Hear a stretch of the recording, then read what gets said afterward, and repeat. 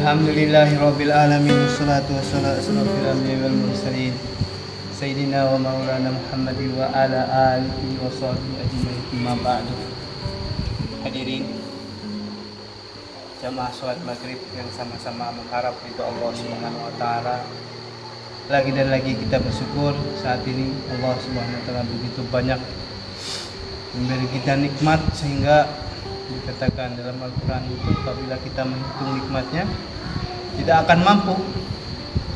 Walaupun seandainya daun-daun yang ada di permukaan bumi ini jadi kertasnya dan tintanya lautan itu jadi tintanya dan penanya menjadi pepohonan, maka tidak akan mampu menghitung nikmat yang Allah berikan kepada diri seorang insan manusia ini.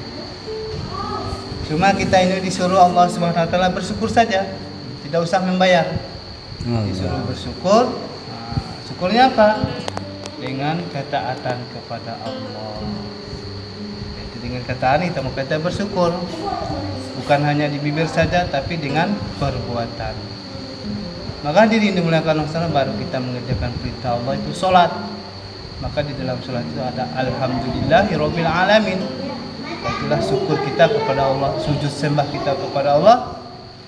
Sebenarnya Allah iyyaka na'budu wa iyyaka nasta'in. Hanya kepada Engkaulah kami menyembah dan hanya kepada Engkaulah kami mohon pertolongan. Maka di dalam ayat Al-Fatihah ini hadirin Allah, kita disuruh Allah SWT menyembah dulu.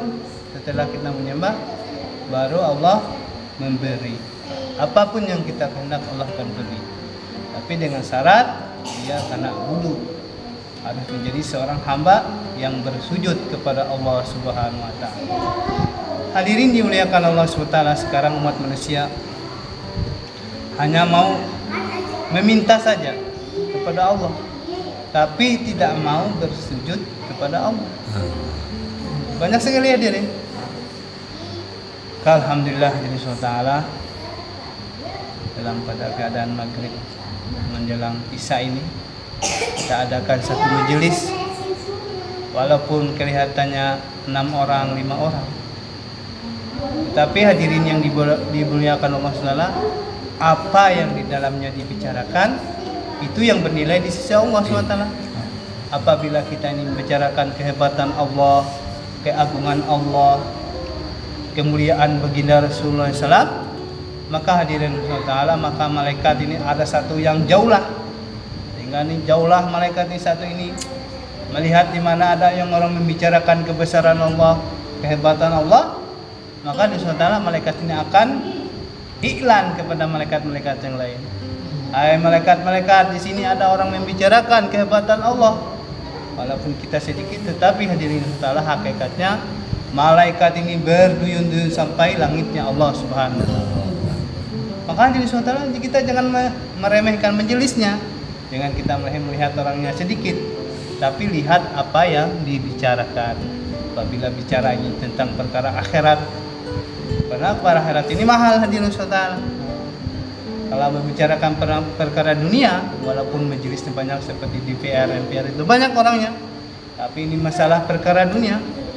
Karena setelah Allah ciptakan dunia ini, Allah SWT tidak pandang lagi dunia ini. Maka apabila kita membicarakan akhirat, maka Allah SWT akan pandang kita.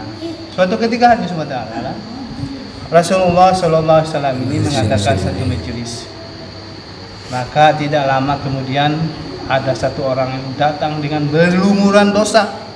Satu orang ini duduk di dalam majelis, sehingga muka Rasulullah sendiri agak marah, resah karena itu orang ini. Tetapi hadirin SWT, setelah majelis ini selesai, maka Rasulullah SAW senang, gembira. Kenapa hadirin? Dosa-dosa yang satu itu tadi diampuni oleh Allah SWT berkat majelis itu hadirin. Maka hadirin SWT, kita duduk di sini memohon supaya kita ini diampuni Allah SWT dosa. Karena dosa itu hadirin, Masya Allah, itu adalah bencana bagi kita. Sebagaimana seseorang ini melakukan pekerjaan yang disenangi oleh Allah, Maka Allah Subhanahu wa taala apabila kita mengucapkan subhanallah satu kali, maka akan langsung tumbuh pohon di surganya Allah Subhanahu wa taala. Langsung kes. Begitu juga hadirin semua taala, apabila kita melakukan suatu maksiat, maka juga langsung kes jadi kalajengking, ular, langsung jadi. Hadirin dimuliakan Allah, tetapi apabila kita bertobat kepada Allah Subhanahu, maka dosa-dosa kita akan diampuni dan dihilangkan oleh Allah Subhanahu wa taala. Maka hadirin saudara, suatu ketika waktu Isra Mi'raj, Nabi sallallahu alaihi wasallam bertemu dengan Nabi Ibrahim alaihissalam. Maka dia beliau katakan, "Hai Muhammad, di surga ini tanahnya subur-subur. Maka bercocok tanamlah kalian." Umat-umat, maka cocok tanam apa? Bukannya jagung, bukannya padi, bukan, tapi subhanallah, alhamdulillah, la ilaha illallah. Itulah tanaman-tanaman di surga. Maka dari setelah ketika Rasulullah SAW Isra Mi'raj, Rasulullah SAW ini melihat malaikat ini membangun sebuah istana. Maka malaikat ini membangun sebuah istana. Maka setelah itu Rasulullah SAW ini berhenti malaikat membangun ini. Maka Rasulullah SAW bertanya kepada Jibril alaihissalam, "Ya Jibril, kenapa dia berhenti?" Maka Jibril alaihissalam, materialnya belum dikirim. Dari bumi ini materialnya. Makanya di saudara, kalau seseorang mau membangun rumah, otomatis mau mengumpulkan materialnya dari batunya, pasirnya, semennya, harus dikumpulkan.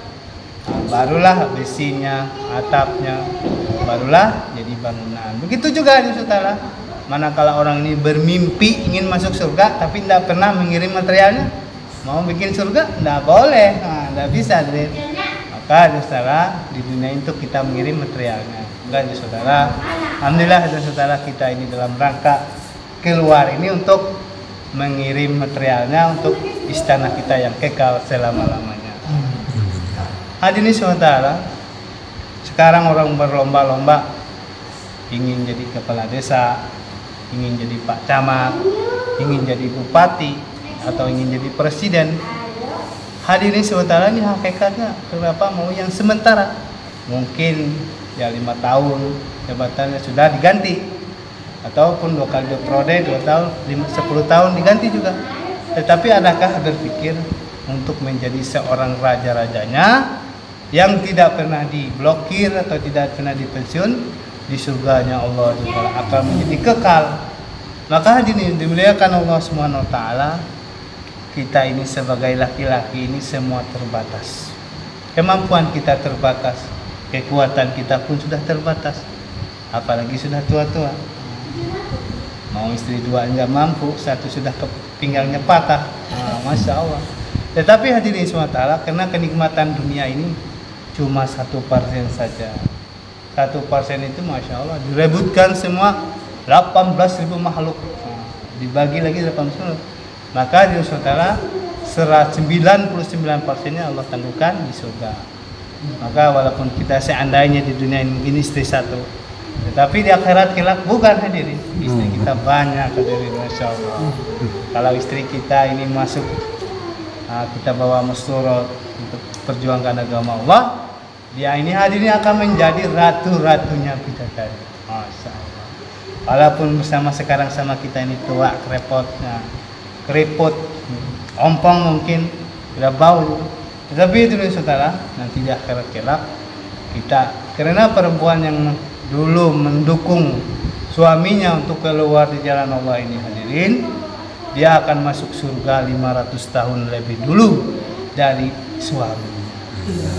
Maka dimuliakan Allah Ta'ala, sehingga surga itu istri kita itu tahu seluk-beluk kamar apa, sudah tahu dia. Pas saya sudah kenal 500 tahun duluan. Maka hadirin setelah kita mau mulakat, masya Allah. Maka hadirin setelah kita tidak akan kenal lagi istri kita. Begitu, sedangkan bidadari ini yang paling nomor 1, yang cantiknya saja dilipat gandakan 70 perempuan yang ada di dunia dibanding 1 bidadari, masih cantik bidadari. Tetapi hadirin saudara, kalau istri kita yang solehah ini 70 bidadari bandingnya istri kita sebelum masih cantik istri kita, sehingga kita tidak akan mengenalnya. Bagaimana kita mengenalnya hadirin? Maka sementara di dunia ini pasti kita tahu tingkah lakunya. Nah, maka tingkah lakunya itu yang tidak bisa berubah. Masya Allah. Maka hadirin dimuliakan Allah Taala. Nah, maka kita ini bagaimana hidup kita ini yang sementara ini raketkan untuk mestoro insya Allah hadirin. Insya Allah. Supaya apa? Jadi istri kita ini bukan kita ini cinta di dunia, tapi sampai cinta di akhirat ya. Kalau orang sekarang katakan cinta bohong itu hadirin. Kalau dia belikan mobil, dia belikan emas, punya pakaian, boleh hadirin. Tapi hadirin pernah karya berpikir bagaimana istrinya ini bisa selamat dari azabnya Allah Subhanahu wa taala.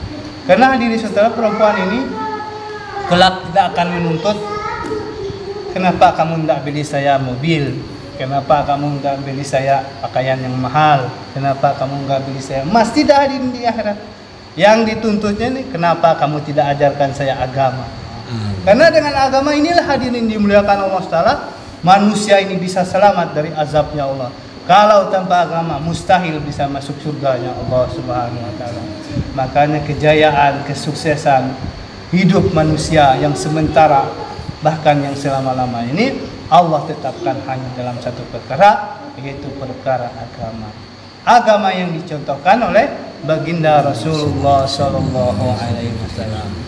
Hadirin yang dimuliakan Allah Subhanahu Wa Taala, maka sebagaimana agama ini bisa kita amalkan, maka tidak ada jalan lain.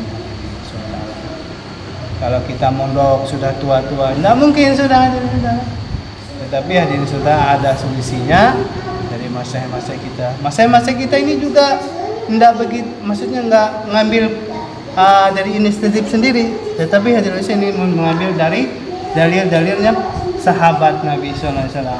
Maka sahabat Nabi ada yang dikirim 3 hari, ada yang dikirim 40 hari, ada yang dikirim 4 bulan hadirin. Sehingga kenapa dakwah itu berkembang pesat? Karena dia mengikuti arusnya orang yang terdahulu yang sudah sukses. Maka dakwah ini tidak mengambil pikiran, tapi ini semua sudah ada yang diikuti. Maka ini kita ini belajar mengikuti saja hadirin, mengopi-ngopi saja. Bagaimana KTP itu aslinya otomatis disimpan. Kalau kita mau fotokopi KTP, fotokopinya aja sudah bisa berlaku. Masya Allah. Alhamdulillah, Insya-Allah. Alhamdulillah kita telah belajar bermuzakarah. Ini bukan ceramah tapi bermuzakarah. Bagaimana senantiasa kini kita ini ada hidup berpikir. Karena bermuzakarah ini hadirin SWT begitu besar nilainya di sisi Allah SWT. Belajar ini, orang yang menuntut ilmu ini, bahkan malaikat pun rela menghamparkan sayapnya untuk dilalui orang yang menuntut ilmu. Bahkan malaikat tidak akan mampu menghitung orang yang kita nilai ini. Mungkin malaikat mampu menghitung rintik-rintik hujan dari Nabi Adam sampai akhir zaman nanti. Tapi malaikat tidak akan mampu menghitung pahala orang yang keluar di jalan Allah. Kalau saudara, maka kita istiqomahkan diri kita ini 3 harinya tambah pengorbanan menjadi 8 hari. Nah, 3 hari itu mudah aja hadirin saudara, menjadi 8 hari itu. Coba kita 3 hari setiap bulan, 4 minggu itu kan malam berkat dari pada Esar sampai Sirop sudah 1 hari, kali 4 minggu sudah 4 kali. Setelah jamaah 1 hari jadi 8 hari. Mudah saja usaha untuk mencapai 8 hari setiap bulan. Kalau benar-benar saudara, kita dimudahkan Allah. Perkara ini kalau tidak dimudahkan Allah menjadi mudah. Apabila tidak dimudahkan menjadi berat. Alhamdulillah saudara, ini yang bisa kami sampaikan. Yang tentangnya benar dari Allah, yang kesalahan dari kami sendiri. Kami mohon ampun kepada Allah dan Rasulnya. Subhanallah bihamdihi. Assalamualaikum warahmatullahi wabarakatuh. Waalaikumsalam warahmatullahi wabarakatuh.